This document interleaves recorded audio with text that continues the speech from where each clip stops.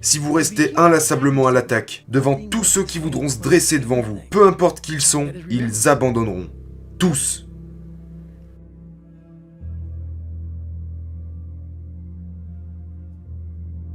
Cette chose à laquelle je parle dans mon livre, l'ouverture d'esprit, c'est ce qui me sépare de beaucoup de gens. Je me rends dans des tâches intimidantes, des tâches écrasantes, comme quand j'ai pris connaissance du record du monde qui était de 4020 tractions, et j'ai décidé de le briser.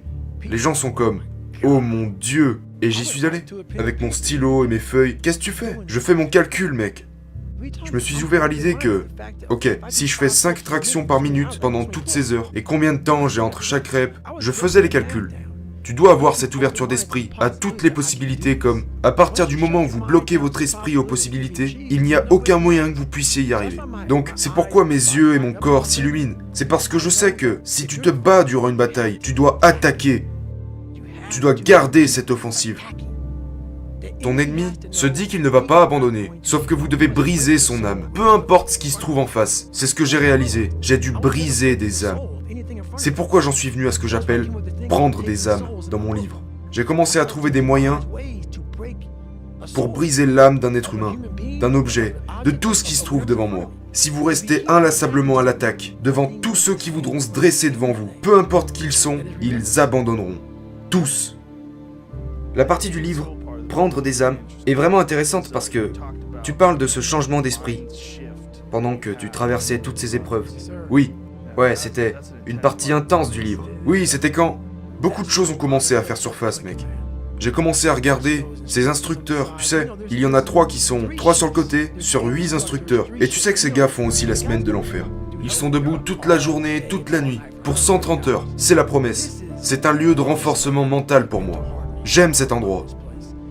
Et t'as les instructeurs qui, tu sais, ils savent que vous savez qu'ils sont là depuis un moment. Ils font leur job, ils font leurs 8 heures, ils ont leur parka sur le dos, ils boivent leur café, et ils sont là et ils nous bottent le cul, du matin au soir. Et quand j'ai commencé à le réaliser, j'ai commencé à jouer au jeu de l'esprit. Tu sais, j'étais là, je parie que ces enculés nous regardent, et nous comparent à eux-mêmes quand ils ont dû traverser cette semaine de l'enfer.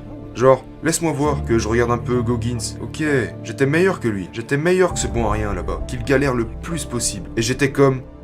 Ok, tu vas devoir me juger correctement. Et tu vas devoir t'accrocher, mon gars. J'ai commencé à répéter genre, beaucoup, c'est dans le livre, c'est une grande histoire. Je disais au gars de la caméra, vous n'arriverez pas à me briser vous non plus. Donc je réalise le mercredi, c'était mercredi, personne n'a réussi à me briser. On m'a tabassé comme, je veux dire, tu commences comme un robot là-bas. Tout le monde est en mode, essayons juste de traverser cette semaine de l'enfer. Alors que votre énergie commence à tomber à zéro. J'aime quand tu parles dans le livre de ce qu'ils vous mettent dans la tête, comme vous devez être épuisé. Oui, et ce n'est rien qu'ils vous disent comment vous êtes supposé vous sentir. Donc, vous vous sentez comme ils vous l'ont dit. Et moi j'étais comme, oh, ne laissez pas ces enculés vous dire comment vous devez vous sentir. Non, c'est le premier jour enculé. C'est la première heure. J'ai toujours donné de la force à toute l'équipe. Je leur disais, nous pouvons prendre leur âme. Donc, quand ils nous faisaient faire des choses simples et que les gars étaient à l'agonie, ils étaient brisés. Il suffisait d'en remettre une couche et de crier, ouais, vous ne pourrez pas nous atteindre, vous ne réussirez pas à nous briser. Et je regardais le visage des instructeurs et ils ressemblaient à des gars qui n'exerçaient plus aucun pouvoir. J'ai pris leur âme et je regardais mes gars, c'est dans le livre, et je leur dis, hey, ces enfoirés, on les a bousillés. On prend tout l'espace dans leur putain de tête. On les a tellement perturbés qu'ils penseront encore à nous ce soir. Ils se sentent fautifs, c'est ça, on les charge. Et lorsque nous commençons à nous sentir mal, que nous commençons à faiblir, le fait prendre une seconde d'énergie pour voler celle de tous les autres. Vous avez toute l'énergie dont vous avez besoin. C'est tout ce dont vous avez besoin. Vous avez besoin de les regarder dans les yeux, tu sais, de voir comment ils faiblissent. Quand vous combattez quelqu'un, vous devez le briser de l'intérieur. Il est comme, oh mon Dieu, je veux plus revenir au prochain round. Et vous, je pourrais me battre toute la journée. Je pourrais me battre pendant des jours. Et c'est comme ça qu'on prend des âmes. Mais vous devez avoir la volonté, le cœur, le courage pour aller dans cette zone où vous êtes totalement à fond, où vous avez plus rien à perdre pour tout donner. Et donner plus encore. Il y a une chose intéressante à propos de l'esprit, c'est que vous pouvez trouver l'inspiration. Et quand vous trouvez l'inspiration, vous devenez puissant d'un seul coup. Vous avez l'énergie pour tout faire. C'est vrai, c'est bizarre. Je parlais dans mon livre aussi à propos de... J'ai appris à contrôler mon adrénaline. Si vous savez comment les contrôler, quand vous arrivez à bouger très rapidement et tu sais, j'ai commencé à apprendre le fonctionnement de l'esprit, à comment me relever extrêmement vite, même dans un environnement horrible, lorsque tout le monde est misérable. J'ai vraiment appris comment trouver la force dans la misère. quand tout le monde souffre, qu'on est tous dans la merde, de vécus et d'origines différentes, et toutes ces choses, mon Dieu, c'est ici que je vais briller. Après avoir utilisé toute cette misère et des tonnes et des tonnes et des tonnes de volonté et de motivation pour ensuite mener les gens plus loin.